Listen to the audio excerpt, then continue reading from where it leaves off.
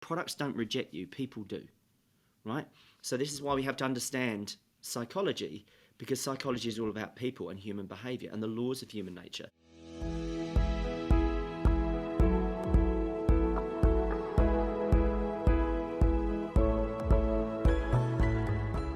Hello, and welcome to another episode of the Transformed Sales Podcast. Today, I have Sinjin Craner with me all the way from New Zealand. How are you? Hi, Wesleyan. Very well, thank you. Your afternoon, my morning, my breakfast time. Yes. I just love interviewing people on different parts of the world so we can, chat about our similarities and our differences. Yeah. So let me tell you about Sinjin. He teaches and trains rural sales managers and their sales teams how to make more qualified sales and generate leads using the principles of human psychology. I mean, it's just like hits every single thing that is so amazing to me. The rural salespeople, psychology, all good things. So how did you get started and how did you end up focusing on the specific niche? Yeah, I was very fortunate. I was brought up on a farm in rural England. I've been down here in New Zealand now for a long time because it's still very rural, very pastoral, very agricultural. So it reminds me of home, and have family here now. And yeah, I've kind of come full loop really. I've done the corporate gigs, I've done the ad agencies. I've worked for McCann, Ericsson, Young and Rubicon, done the big gigs, marketing manager roles, and everyone said, "Arsene, marketing, you're good at marketing, but we think you're really good at business development," or like titles that don't involve the word sales. So really, people thought I was better at sales. And then very late on in life, Wesley and I got interested in psychology, and I've always kind of been very curious about why people do what they do from a very young age. And I really was very lucky. I combined really my love of rural and where I came from with psychology and with sales. So I put those three kind of unique, rare skills together and niche down heavy on that, and it served me really well. Okay, so now we're going to tear all of those apart. Psychology, sales, and the rural area. Sure. So when we think about, I'm going to start with the rural part, right? Because that is something that comes from, I'm guessing, your upbringing, your childhood. Tell us about that influence on the work that you do today. Sure. So I think, excuse my bias for all your listeners, but rural and agricultural people are as honest as the day is long. I mean, it's not that we have an affliction against townies and urbanites, but we talked around, COVID was a big thing, right, in terms of food security and food and fiber growers and everything else, and we love our farmers because they got us through it. And having come off farm, I kind of, I've always gravitated that tribe. And they're very staunch, stoic folk, and they are highly resistant to sales and salespeople. So the reason for that, let's get straight into the psyche of it, because I think your listeners are maybe interested in that, as you are, is that farmers and growers and ranchers score very highly on agency and autonomy. They are autonomous by nature, because if they didn't want to work for themselves, they'd go and work in an office, they'd go and work in a town, but they work for themselves. Sometimes they don't. That's a very conscious choice. And then the first thing is, if you're selling to a farming market, or in your agribusiness vertical or agri-tech or whatever you're into, they are highly resistant because they've got this thing called reactance theory, which we all have. And I've often talked about it on podcasts around, during COVID, our respective governments said, do not panic buy. And then what's the first thing we all did, Wisdom? Went crazy. Everybody went crazy. We went panic buying because we don't like to be told what to do. So we don't like to be controlled in the sale. And you can absolutely kind of 10x this for a farmer because, they're incredibly asset rich, probably cash poor, got huge liquidity in their business, will probably buy you and I 10 times over, even though they don't present themselves as such. They might be driving, the worst truck and, overalls and a torn shirt. But underneath it, they've got a lot of assets, a lot of access to liquidity and finance. So they are very, very highly marketed to, highly advertised audience. So I wanted to kind of get back to my tribe, teach people. I could see rural sales managers and the rural sales teams really struggling to sell to farmers. And they didn't understand this reactance theory, which is very basic, that we react when someone's trying to control. And obviously, this better than anyone, is when you try to control the sale, you won't make the sale, because the problem with sales is selling. So you gave me a period there, but I feel like that's a comma. Okay, so knowing that, and so you talk about this in the rural arena, right? Like, Mm, I don't want to be sold to. I want to be independent. I don't want anybody doing that, pushing that down my throat. And then you tie that back to psychology. mm, Um, However, I feel like I know very few people who like to be sold to, mm, or who are not, who aren't like, I want to do whatever I want to do. So tell us, when you're dealing with this population that is different, because although that they have that, I would say, aversion for sales, they mm. also have that autonomous, I don't need anyone else, I can live off my land. So how do you go about breaking down those barriers for, your specific demographic, or anybody who is very resistant to sales and the selling process? Great question. So the first thing we have to do, and this is applicable to all verticals. So obviously I'm talking about farming and the niche that I love and I specialize in. You need to signal buyer safety. So Google did that massive experiment around psychological safety. If someone doesn't feel safe in a sales situation and you don't make your buyer feel safe, they're not going to buy from you. Again, this is very, very heightened for a farming audience because they are naturally cynical and skeptical of anyone trying to sell them. Instead, we need to be adopting a buyer mindset. We need to understand the buyer's brain and how the buyer's brain buys, specifically to your sector. So for a farmer, there is so much they can't control: disease, trade wars, currency, climatic events, environmental change, competing land class, all these things. So they are very, very focused on what they can control. And again, back to that thing of, if you're trying to control that sale for them, they're really going to back off big, big, big time. And you're not gonna get that deep. And again, applicable for any market. You know that sales are made in the conversation. If that person doesn't feel safe in that conversation, they're not going to be vulnerable. They're not going to open up. They're not going to tell you about your biggest pain and problems, particularly if they're 6'5", massive rugby playing Australian or Kiwi farmer on a sheep and beef farm or property. They're not going to tell you about their problems because that challenges their sense of self. And so as sellers, professional sellers, we have to recognize that. So we have to put them at ease. And we have to do that by asking really, really good questions that serve their needs rather than ours. And that is a period, not a comma. I love it. I love it. I love it. And so I want to tap down on something that you Mm, mentioned, control, mm, because salespeople, entrepreneurs, leaders, they have this element. We have this element of control where we have to have our pulse on every little thing we touch. Like, if we aren't in control, then we have a problem. yeah. How do you go about, like, relinquishing that control? What are the steps that people can take in sales, in life, to really relinquish that control?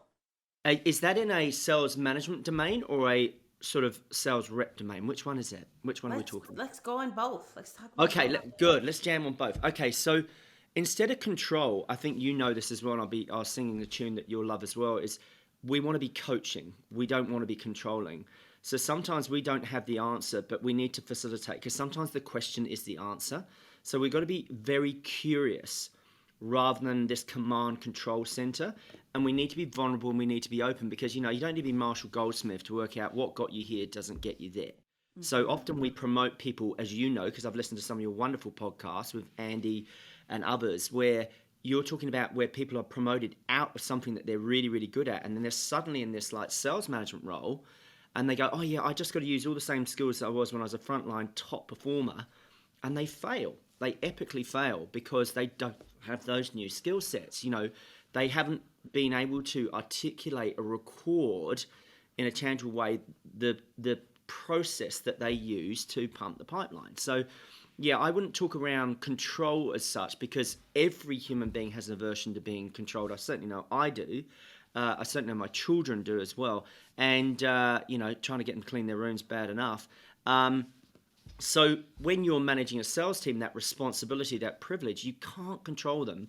You have to be curious and you have to coach them and you have to facilitate them. And that means showing yourself, being vulnerable, understanding that you don't have all the answers. But the problem is, because I was thinking about this morning before we were coming on, is the reason I think a lot of sales managers don't show this vulnerability is they're supposed to have all the answers. And the thing is, they are, particularly as a male, I'm going to be gender specific, and particularly in agriculture, we're supposed to know everything, kind of the man box, right? And it's around, if we're vulnerable, we are exposing ourselves to being perceived as weak, which basically affects the three main motivations, which are highly dominant in males, which is status, significance, and social standing. So when we go, oh, well, I don't know, I don't have the answer for that, it exposes, and this is rife from rep to manager, particularly in a male domain. Most males don't even ask for directions, so like, or read instructions because we're supposed to know what to do. So that's a serious barrier to their learning and then their ability to lead and coach their teams. Well, you spoke for the men. I didn't have to, say, well, this is what men typically do. So it came from you. So I won't get any hate mail about that. But you're right. And the thing is, what I see from my standpoint is, unfortunately, this doesn't really, it crosses gender lines. Whether you're a man or a woman, and when you first move into sales leadership, you want to control everything, right? And then as a salesperson, the thing is, your control is what helped you become good. Like you controlling what you did every single day, you controlling the destiny of your customer, the products that they got, who called on them, that made you good. Then you move into leadership and you take that same element of control and you try to control the people on your team. However, it does not work because you can't control other humans, right? Controlling a sale is different than controlling humans. That's right. And I mean, again, the whole Eugene Schwartz thing is like, you can't educate a customer. Education a customer from marketing is really, really expensive. You need to align to their motives, to their desires. Find out what motivates them most. Sometimes that's intrinsic. We talk about Daniel Pink and his book, Drive, Surprising Truth of what motivates people. Mastery, autonomy, purpose, some of the things we've already spoken about are really, really important. Just quickly back before my sleepy little breakfast brain here in New Zealand fails me, when we're talking about the gender difference in sales, there's two distinct patterns I see. Generally, men are very good at the technical, and this is a huge generalization, mind you, so I don't want people to get jumped up and excited, but certainly in rural, I see men generally very good at the technical, deficient at the emotional in terms of a sales situation. Ditto, you can apply this for a sales management role as well. Again, huge generalizations, big caveat here, and you can challenge me and poke a stick at this one if you want, Wes, and I'm really happy to unpack it. But then women are generally very, very high on the emotional and the emotional quotient, the emotional intelligence, less so on the technical. The solution for both is mastering the soft and the hard. So the hard being the technical and the soft being the sales. And obviously we know soft is the new hard. Soft skills are the ones that get you further because everyone can get to a technical parity, but then that emotional depth and richness of leading and coaching and persuading and negotiating and influencing your team or your customers, that's where the gold is. That's so good. I would agree. I would actually agree because women tend to score higher or do better in the emotional intelligence, right? And it's not saying that they're not technically savvy. It's just that they tend to have higher emotional intelligence, and men tend to be really good technically because this actually goes all the way back to childhood. And I went to observe my son in school the other day, and the teacher had them going up to the board doing different things. And so there was a girl, and she walked up to the board and she didn't do it right. And the teacher was like, oh no, you did half of it right, but here's the other part. And as she was walking back to her desk, she passed by me and she said, I'm a failure. I was like, oh my God. I was like, oh, and she's 8, right? She's like, I'm a failure. So she internalized what that teacher said inside, right? And so as little girls, we learn that like, okay, what somebody says affects me. If somebody doesn't approve of me, that affects me. So that's where we develop that EQ so early. Whereas my son, he got something wrong and the teacher redirected him. And then after he got it right, he was like, okay, good job. I did good. Like he took that in itself, right? Because it's like, I got something wrong. it was redirected, corrected, and now I can move forward. And so Yeah. that's where that technical savvy comes from. It's like different ways, like, and literally, I see this in 8-year-olds, and the same thing happens as salespeople and sales leaders. Like these things, the ways that our brain work, this is really how we operate. And one of the things that is so important is when you bring new salespeople on, you have to understand which side you have to develop. Do I need to develop them emotionally? Do I need to develop them technically? And I usually call it, are we developing their sales skills? Or are we developing their technical skills? Which track are they going on? Yeah, 100%. And there's a couple more things there for the listeners as well. Is around something I was taught very early in life. Your strength can be your weakness. Yeah. Your strength can be your weakness. So what happens is if you're like a supercharger, high percentile sales performer, that strength can be your weakness because you're a charger. As you say, you're controlling absolutely everything, and then you get into a leadership position where you are in control of people, where you actually can't control them. You can only facilitate them and negotiate and influence and mold and meld where possible. So it's really important to understand that sometimes your strengths can be your weaknesses. And the other thing is, what happens is we often, you've seen this pattern too, and many of your listeners who have that responsibility to managing teams, we're putting people who are highly technical into emotional roles. Now, in my world, we call it hunters and farmers. So what happens is we see service people as that default accidental salesperson moving into a sales role, which is highly emotional because you've got to get a sense of self, right, and how you come across and how you perceive, and that whole psychology of self, which is what we focus on massively before you go anywhere, is you've got to get yourself set, because I think sales success starts with yourself, is you've got to really, really focus on the emotional side of it. So if you're a service-based orientated person, you're going to be very technically strong. If you're a salesperson, you're going to be very emotional. Blending the two is where you get that superpower. And I think, psychology in terms of that soft skill is really where you can get that competitive advantage, because you can understand who you are, how you come across, how the buyer buys from you, and you've got a distinct competitive advantage when you understand that process. Mm, so often. So in the world that I come from, technical sales, right? So chemical sales, petrochemical, whatever we want to Mm. call that world, Mm. there's always the salesperson and the technical expert. And the salesperson, a lot of times, is that person that's building the relationship, doing all the stuff. And then you have that technical expert who comes behind, and I say they really close the sale because they have what you need to actually sell the product. Yeah. And the misnomer is those things can be interchangeable, and that you can take somebody who is a strong salesperson and make them a technical person and vice versa, right? Yeah. So what you have to do as a manager, like you said, it's like where's that magic in the middle? Right? Like we all Mm. want sales superstars, but how do we get that magical middle of that balance of the two people? Yeah, again, great question, because I see this time and time again. I'm not sure if you agree, my friend, but like when I get the privilege of being invited to conferences or seminars or sales training days, I look at the agenda. I arrive early. I try and be a good boy, arrive early, be a nice bro, prepared, look at the agenda, and I go, where's the sales training in here? Where's the psychology in here? All it is dominated by product training. And I normally arrive at about lunchtime, which is like the graveyard shift before lunch or towards the end of the afternoon, and they have been barreled with technical information, and they're half dead.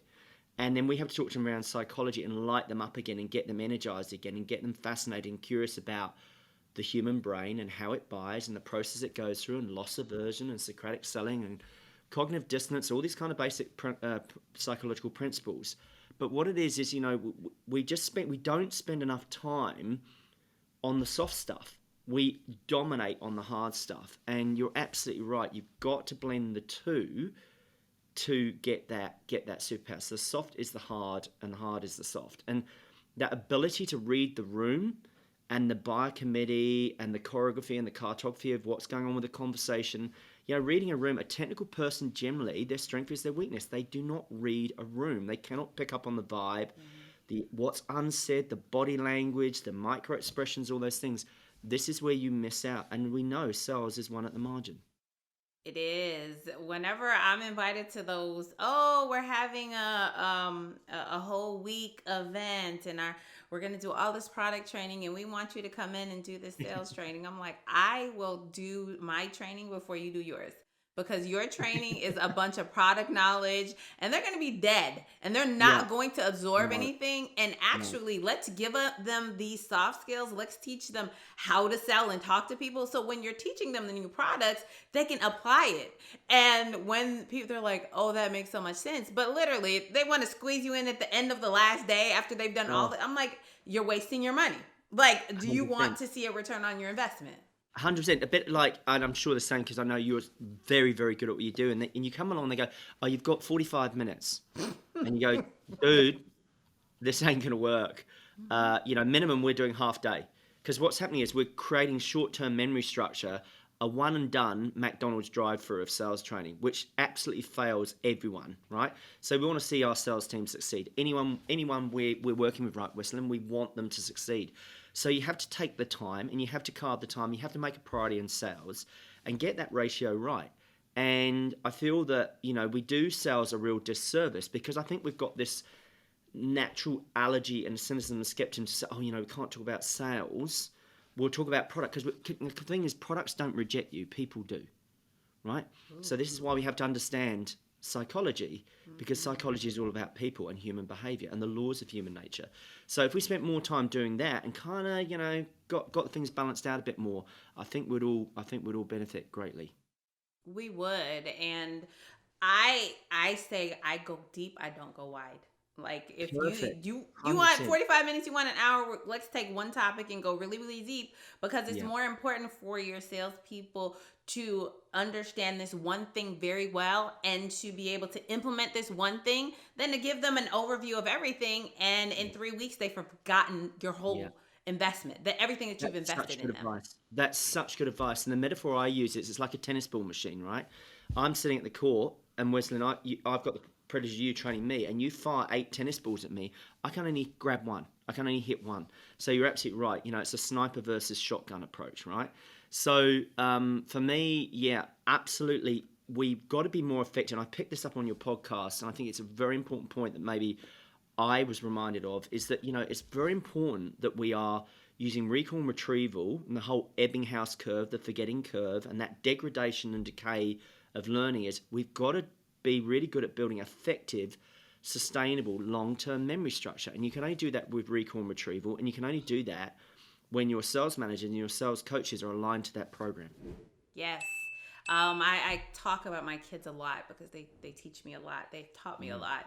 And so my youngest son, he's actually dyslexic. And so what I've learned about a lot of what I do and the way that I teach and train and coach comes from what I've learned from him, right? And so the way the dyslexic brain works is it has to be multisensory. He needs to hear it, touch it, feel it, see it, right? So when I'm training, when I'm teaching, I'm using all the things. I'm talking, I give you words. I'm not a reader. I need to read a lot of words on slides, but some people need to have that, right? And he needs the reinforcement. So every day we do a little bit. And that's the same way it works with training and coaching. You have to remember that the older a person gets, now I'm about to nerd out with you on psychology. The neuroplasticity, the way that their brain ebbs and flows, it becomes harder. So it is actually easier to train a younger child, a younger person, than someone a little bit older. And what are salespeople? Salespeople's 20s, 30s, 40s, 50s. And so it is harder to retain and recall information. So they're not trying to not retain the information. They just can't. Their brain just can't retain that information. Yeah, 100%. And again, it's like, I know this may be a tangent, but, we work with sales teams in our sector, and people go, oh, our sales team just not using CRM. I said, here's the first thing. Your sales team sell for a living, and you haven't sold them on CRM. So that's probably a whole subject for another day. But I work with some really big companies in Australia and New Zealand, really grateful to work for them. They go, we've just spent a shit ton of money on the CRM, and it's a white elephant, and it's not working, and no one's using it. I said, well, what you're doing is there's no reward for the recording with any reporting. So, they see it as Big Brother. And I said, you haven't sold them on CRM. So you haven't appointed CRM champions. You haven't seen how it's going to make the job. But it's a tangent. What I'm saying is that's related to what you're saying is that people don't want to be sold to, especially sales teams. So, we want to serve them. It's the same psychology is that we will have real resistance when someone is selling to us. But if someone's serving to us, we very simply talk about a very simple thing, which I should make a t-shirt line out of, and that's a terrible dad joke, but it's like serve to sell. We serve to sell. So what's happening is everyone's got this hang up about sales, and the first mind kind of trick, and it's nothing Jedi or Yoda-ish, is instead of selling, we serve. So when we serve the best interest of our clients rather than the best interest of ourselves, we'll make more sales. And when you do that, you make your client or your prospect feel safer. So they're more likely to open up, you adapt your line of questioning, you get into deeper reasons why they want to buy or not and qualify, and magic happens. Conversions get quicker, sales cycles get shorter, cost to acquire gets lower. All these good things happen. That's like one of my, I call it Wesleyan wisdoms. It's serve, don't sell. And the concept that people don't get about that is if you sit in front of a prospect and they share that they're having a problem and your product does not help them or cannot help them achieve the goal that they need to achieve, you are doing sales malpractice by not recommending the solution that they need, by not saying that, hey, you know what? I have a partner over here, or I know this company that does this that will help you achieve your goal. And the thing is, if you do that, you have a customer for life. You've never sold them anything physically. They will come back to you again and again. And as a salesperson, when somebody comes back to you and asks you to help them with a problem that they know that you can't even solve, that's how you've become a trusted partner. And that's what we all need to be, trusted partners. 100%. This whole trusted partner, trusted advisor space is massive. Because, I think it's like, you have lots of guests on your show, like, you've got to sell like a doctor. I actually think you've got to sell like a specialist. Now, I know, you're petrochemical and, I do a lot in agri-science and crop science, and we're not going to have a battle, a rap jam on actives here because I haven't had enough green tea and I can't even talk properly at the moment. It's still early, but we talk about, you've got to sell like a doctor and diagnose, and this, right? This is all just good reminders to your listeners. That Hippocratic oath, which is do no harm. So people are much more comfortable because 47% of people fall into sales as a default accidental career choice and go, oh my God, I'm here in sales. It's like, hey, dude, it's all right, I'll do this. We're just going to focus on serving and showing sincere intent and a duty of care by asking really, really good questions. And that's going to make your buyer feel safe, and that's going to make them buy more. And also, you're going to feel safe because you're going to feel the sense of worth and sense of self is actually you are of service. And the best way to serve them, like I say, if you can't serve them because you qualify on the right questions, you go and find someone who can, and you play the longer game because Hippocratic oath, just like doctors, do no harm. I love that. Do no harm. Do no harm. Okay. So share with us a experience, a person, an event, something in your life, or personally or professionally, that has impacted the way that you lead, that you show up today. That is a really good question. So I'm going to have to really desperately think about that. I think what I have understood, and it's probably the theme throughout what we've talked around in this episode, is I think probably one of the best pieces of advice I got after a pattern of behavior was, St. John, you need to be more curious than you are critical. You need to be more curious than you are critical. So you need to have a curious mind and understand, rather than taking offense, like why someone hasn't called you back or ghosted you, I'm talking obviously professionally, not personally here, why they haven't got back to you, is don't take umbrage, don't take offense. I'm just trying to understand why. And you'll learn a lot more that way than being critical, because obviously criticism closes doors, curiosity opens doors. So, so I'd love to understand what is it that is the reason why we're not going to move forward with this today? What's happening for you? What is the resistance? What are some of the blocks or barriers? Could you help me understand that a bit more? That's a much more curious way than going, okay, sounds like this is no deal. We're just going to flag it and we're just going to forget it and move away. So for me, curiosity versus criticism is a very, very important mindset to have in sales and in life, because I've always been a lifelong learner. So, being fascinated about the world makes it a much more interesting place to live in versus that criticism and that judgment and that kind of, Carol Dweck kind of fixed mindset. It just doesn't work. You don't grow, you stagnate, you go backwards.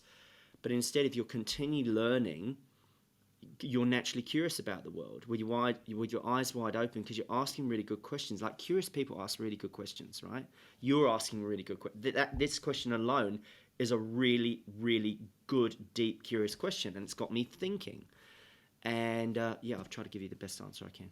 That was a fantastic answer. I love it. Curiosity. In the criticism, because whether and a lot of times that external criticism or criticizing other people comes from the internal criticism that we have of ourselves, right? Oh, And yeah. so we're so critical. Unresolved Exactly. criticism. So this is psychology 101. It's projection. So when you have an unresolved pain or problem, you are going to project it to absolve yourself of carrying that pain. And that's just projection 101. That's so good.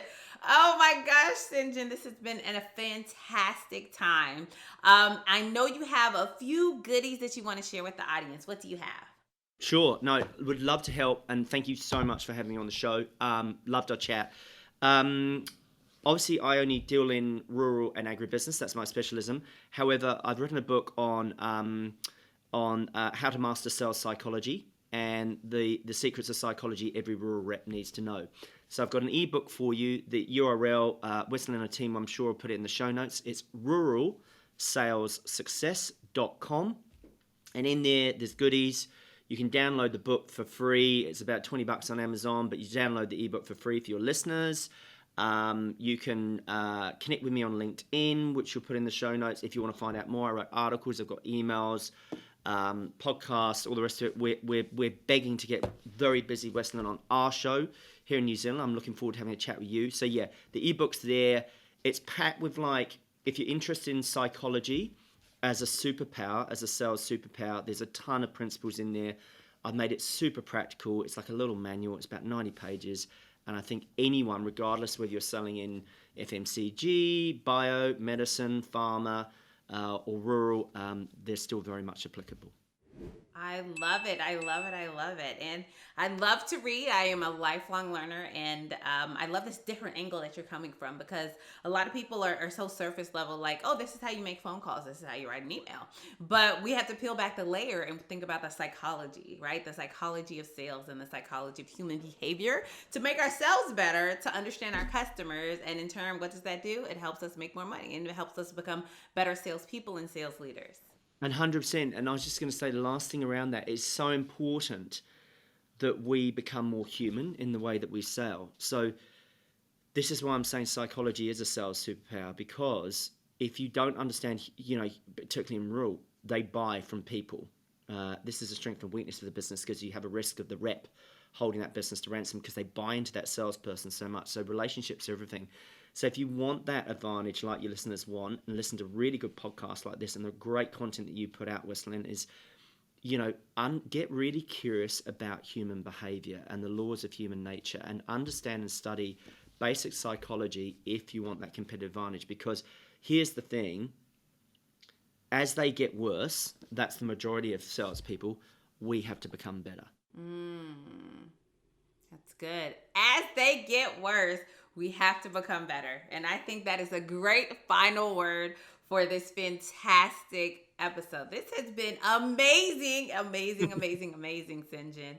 Thank you so much for sharing your time, your talent, your expertise, and all of this knowledge that you have. I know you're focused on rural sales, but the tips and the bits and pieces you've given us today are applicable across the world of sales.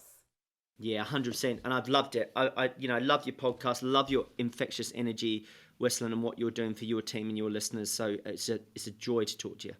Thank you so much. And that was another episode of the Transform Sales Podcast. Remember, in all that you do every day, be sure to transform your sales. Until next time.